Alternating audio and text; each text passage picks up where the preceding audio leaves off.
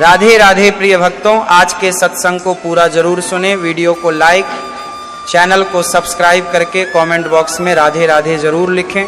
जी हाँ प्रिय मित्रों और सुधी श्रोताओं, आज हम सभी भक्तजनों को जीवित पुत्रिका व्रत की असंख्य शुभ कामनाएं। यह व्रत संतान की दीर्घायु, सुख, समृद्धि और कुल की रक्षा का एक महान आधार है। आइए आज हम इस पावन व्रत की उस मार्मिक और चमत्कारिक कथा को विस्तार से सुनते हैं, जिसे सुनने मात्र से ही व्रत का पूर्ण फल प्राप्त होता है और संतान पर आने वाले समस्त संकट टल जाते हैं। सतयुग का समय था। प्रकृति और प्राणी एक दूसरे की भाषा समझते थे। पेड़ पौधे, पशु पक्षी सभी मनुष्यों की भांति विचार विमर्श करते थे। ऐसे ही समय में नर्मदा नदी के उस पार एक विशाल और प्राचीन पाकड़ के पेड़ पर एक चिल्हौर चिड़िया रहती थी। उसी पेड़ की जड़ों में बनी एक खोह में एक सियारिन का निवास था। ऊपर चिल्हौर और नीचे सियारिन, दोनों में गहरी मित्रता थी। दिन भर वे आपस में बातें करती, अपने सुख दुख बांटती। उस समय ऐसा कोई अवरोध नहीं था कि एक पक्षी और एक पशु की मित्रता पर कोई प्रश्न चिन्ह लगाए। एक दिन प्रातः काल का समय था। चिल्हौर चिड़िया अपने घोंसले में बैठी नर्मदा नदी की ओर देख रही थी कि अचानक उसकी नजर नदी के तट पर लगी भारी भीड़ पर पड़ी। उसने नीचे अपनी सहेली सियारिन को आवाज लगाई, अरे सखी सियारिन, आज तो नदी तट पर अद्भुत दृश्य है। ऐसा लगता है मानो संपूर्ण नगर की नारियां यहाँ एकत्रित हो गई हों। क्या कारण है इस भीड़ का? सियारिन ने ऊपर देखा और बोली, अरे चिल्हौर बहन, तुम तो ऊंचे बैठी हो, सब कुछ स्पष्ट देख पा रही हो। मैं तो नीचे इस खोह में हूं, तुम ही बताओ क्या हो रहा है। चिल्हौर बोली, सखी, ऐसा लगता है सभी स्त्रियां स्नान कर रही हैं और फिर कुछ पूजा अर्चना कर रही हैं, पर इतनी भीड़, जरूर कोई विशेष पर्व है। क्यों ना तुम जाकर पता करो, तुम्हारे 4 पैर हैं, तुम आसानी से वहां तक पहुंच सकती हो। सियारिन डरते हुए बोली, अरे बहन, ये मनुष्य हम जंगली जीवों को देखते ही पत्थर मारने लगते हैं, कहीं मेरी हड्डी पसली न तोड़ दें, प्राण संकट में पड़ जाएगा। तो फिर चलो, मैं ही उड़कर जाती हूँ और इस रहस्य को जानकर आती हूँ, चिल्हौर ने कहा और अपने पंख फैलाकर नदी तट की ओर उड़ चली। वहां पहुंचकर उसने देखा कि सैकड़ों की संख्या में महिलाएं नदी में डुबकी लगा रही थीं, मंत्रोच्चार कर रही थीं और एक बूढ़ी माता के इर्द गिर्द एकत्रित होकर कुछ सुन रही थीं। चिल्हौर एक डाली पर बैठ गई और उस बूढ़ी माँ से पूछा, हे माता, ये कौन सा पावन पर्व है जिसमें इतनी सारी नारियां एकत्रित हैं? कृपया मुझे भी इसके बारे में बताएं। बूढ़ी माँ ने दयावश होकर कहा, हे चिल्हौर रानी, यह कोई साधारण व्रत नहीं है, यह जीवित पुत्रिका व्रत, जिसे जितियां या जीवतियां के नाम से भी जाना जाता है।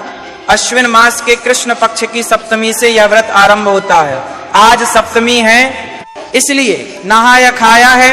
कल अष्टमी को निर्जल उपवास रखा जाएगा और नवमी को पारण होगा। यह व्रत संतान, विशेषकर पुत्रों की दीर्घायु और उन पर आने वाले संकटों को टालने के लिए किया जाता है।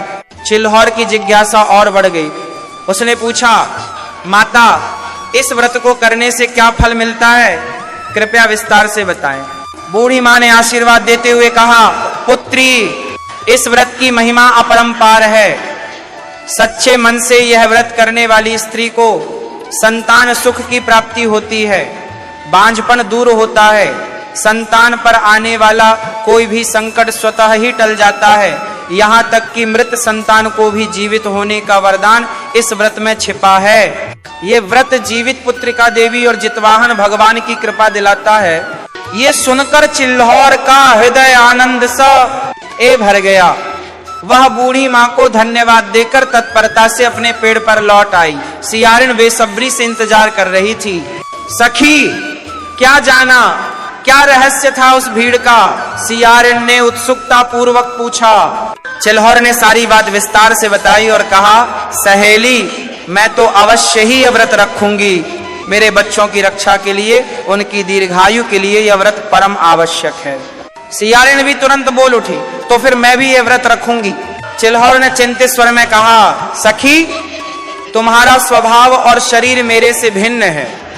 मैं दाना चुन्ना खाकर गुजारा कर लेती हूँ, पर तुम तो मांसाहारी हो। यदि कहीं से मांस की गंध आ गई तो तुम्हारा व्रत टूट जाएगा, व्रत भंग होने का पाप लगेगा। इसलिए मेरी सलाह है कि तुम यह व्रत न रखो।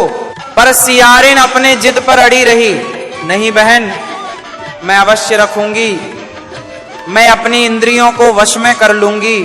अगले दिन सप्तमी था। दोनों सखियों ने नर्मदा नदी में स्नान किया और व्रत का संकल्प लिया। चिल्होर ने पहले ही अपने बच्चों के लिए दाना एकत्र कर रखा था।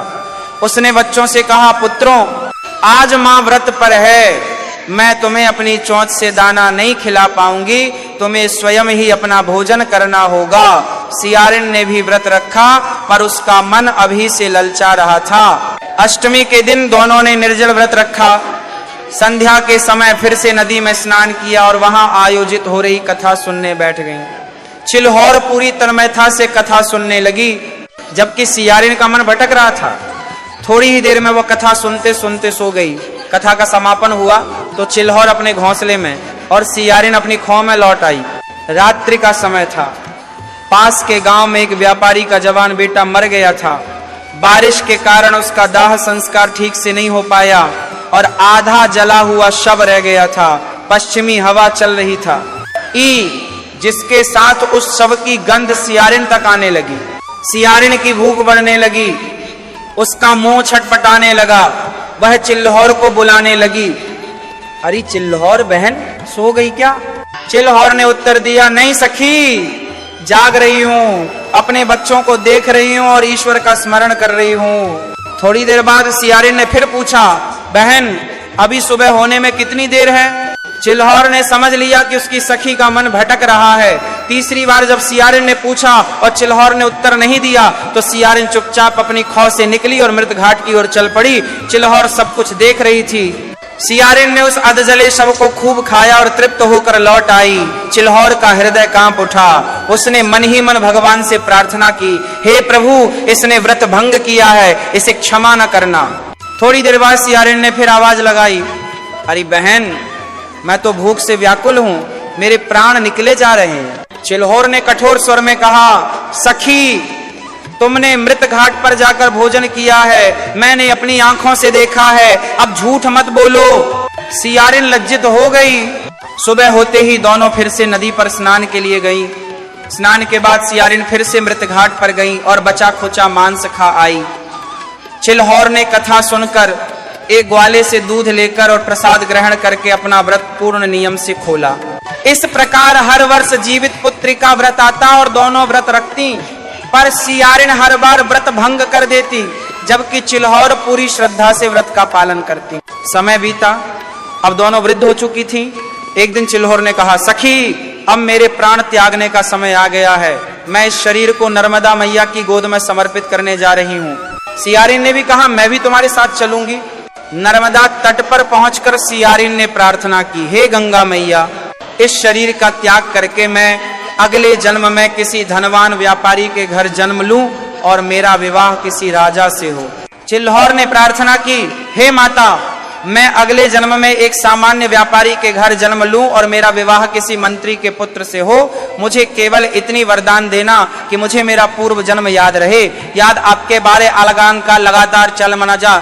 इतना कहकर दोनों ने नर्मदा की गोद में समाधि ले ली। दोनों की मृत्यु के बाद उन्होंने एक ही व्यापारी के घर जन्म लिया। सियारिन ने बड़ी बेटी के रूप में जन्म लिया और उसका नाम शीलावती रखा गया। चिल्होर ने छोटी बेटी के रूप में जन्म लिया और उसका नाम कपूरावती रखा गया। समय बीता, दोनों बड़ी हुई। शीलावती का विवाह एक राजा से हुआ और कपूरावती का विवाह राज्य के मंत्री के पुत्र से हुआ। दोनों एक ही राज्य में रहने लगी। कपूरावती को 7 पुत्रों की प्राप्ति हुई, जो सभी स्वस्थ और सुंदर थे। शीलावती ने भी 7 पुत्रों को जन्म दिया, पर एक भी जीवित नहीं बचा। हर बार उसका पुत्र जन्म लेते ही मर जाता।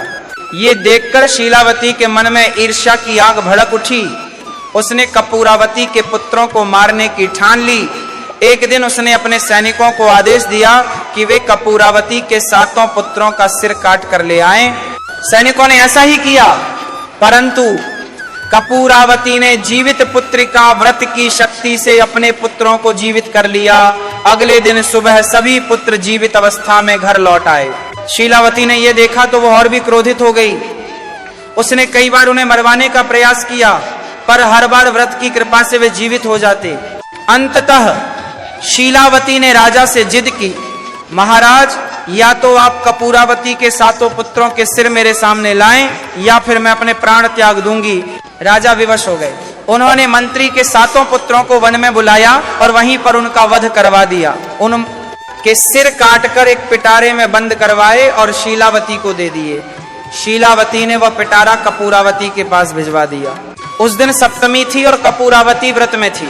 उसने पिटारा हाथ भी नहीं लगाया। रात हो गई पर उसके पुत्र लौटे नहीं। वह चिंतित हो उठी। अष्टमी का दिन भी बीत गया पर पुत्रों का कुछ पता नहीं चला। इधर ब्रह्मलोक में भगवान ब्रह्मा, विष्णु और महेश ने देखा कि जितवाहन भगवान के भक्त पर संकट आया हुआ है। तीनों उनके पास पहुंचे और कहा, हे जितवाहन, आपके भक्त की सहायता के लिए तत्पर हो जाएं। जितवाहन भगवान तत्काल पृथ्वी पर आए। उन्होंने शीलावती के महल से वो पिटारा लिया जिसमें 7 सिर थे। वन में जाकर उन्होंने सिरों को धड़ से जोड़ा और अमृत के छींटे देकर सभी को जीवित कर दिया। फिर उन्हें घोड़ों पर बैठाकर कपूरावती के घर भेज दिया। रात्रि में जब कपूरावती के द्वार पर दस्तक हुई और उसने अपने 7 पुत्रों को जीवित देखा तो उसकी आंखों में आंसू आ गए। उसने भगवान जितवाहन को धन्यवाद दिया। सुबह होने पर जब उसने वह पिटारा खोला तो उसमें सिरों के स्थान पर सोने, चांदी के आभूषण और हीरे जवाहरात भरे हुए थे। भगवान की कृपा से सब कुछ बदल चुका था। कपूरावती ने शीलावती को एक पत्र लिखकर बुलवाया। दोनों की मुलाकात एक पीपल के पेड़ के नीचे हुई। कपूरावती ने कहा, बहन, क्या तुम्हें पूर्व जन्म की कोई स्मृति है? शीलावती ने कहा, नहीं। तब कपूरावती ने सारा वृत्तांत सुनाया। हे बहन, पूर्व जन्म में तुम सियारिन थी और मैं चिल्होर चिड़िया। हम दोनों ने जीवित पुत्र का व्रत रखा था, पर तुमने व्रत भंग कर दिया था। मैंने पूरी निष्ठा से व्रत का पालन किया था, इसीलिए इस जन्म में तुम्हारी संतानें मर जाती हैं और मेरी संतानें व्रत की कृपा से जीवित रहती हैं। ये सुनकर शीलावती की आंखें खुल गईं। उसने कपूरावती के चरण पकड़ लिए और व्रत की विधि बताने की प्रार्थना की। कपूरावती ने उसे पूरी विधि बताई। अगले वर्ष शीलावती ने पूरी श्रद्धा और नियम से जीवित पुत्री का व्रत रखा, कथा सुनी और व्रत का पालन किया। भगवान जितवाहन की कृपा से उसके भी 2 पुत्र हुए जो स्वस्थ और दीर्घायु हुए। कथा का महत्व और समापन इस प्रकार। इस कथा का सार यह है कि जो भी स्त्री सच्चे मन और पूर्ण निष्ठा से जीवित पुत्र का व्रत रखती हैं, उसके संतान सुख में वृद्धि होती है, उसके घर में सुख, शांति और समृद्धि का वास होता है। व्रत के नियमों का पालन अवश्य करें, निर्जल व्रत रखें, कथा को अवश्य सुने और पारण के दिन ब्राह्मण को भोजन कराकर दान दक्षिणा अवश्य दें। हे माताओं और बहनों, आप सभी पर जीवित पुत्रिका देवी और जितवाहन भगवान की कृपा बनी रहे। आपके पुत्र दीर्घायु हों, सुखी हों और कुल का नाम रोशन करें। जय जीवित पुत्रिका मैया, जय जितवाहन भगवान। ये कोई साधारण कहानी नहीं है, ये एक सच्चाई है, एक ऐसा सत्य है जो सदियों से चला आ रहा है। तो आओ, थोड़ा सा समय निकालो, अपने मन की दुनिया को यहाँ एकाग्र करो और सुनो ये अद्भुत गाथा पूरे मन से। एक समय की बात है, चिरांगीपुर नाम का एक सुंदर राज्य था। वहां के राजा बड़े ही धर्मात्मा, प्रजा का दुहक दर्द समझने वाले और न्यायप्रिय थे। उनकी राजधानी में चारों तरफ सुख समृद्धि का साम्राज्य था। खेत लहलहाते थे, बाजारों में रौनक रहती थी और चारों तरफ बच्चों की किलकारियां गूंजती थी। पर राजमहल के सबसे ऊंचे कक्ष में बैठी रानी के चेहरे पर एक गहरा उदासी का भाव था। राजा का राजपाट तो बहुत बड़ा था, सोना चांदी हीरे जवाहरात की कोई कमी नहीं थी, पर एक चीज की कमी थी जो रानी के दिल में एक टीस की तरह चुभती रहती थी। वह थी एक संतान की किलकारी। संतान सुख से वंचित रानी का मन हर पल यही सोचकर व्यथित रहता था कि आखिर इस विशाल राज्य का वारिस कौन होगा। उनकी कोई संतान नहीं थी। रानी दिन रात इसी चिंता में डूबी रहती। महल की दीवारों पर टंगे शाही पारिवारिक चित्रों में बच्चों की अनुपस्थिति उन्हें हमेशा खटकती। वे भगवान से रोज प्रार्थना करती, हे प्रभु मुझे पुत्र रत्न की प्राप्ति हो, मैं एक मां बनना चाहती हूँ। लेकिन समय बीतता गया और उनकी कोख आज भी सूनी थी। एक दिन रानी का दिल इतना भर गया कि उन्होंने राजा से कहा, महाराज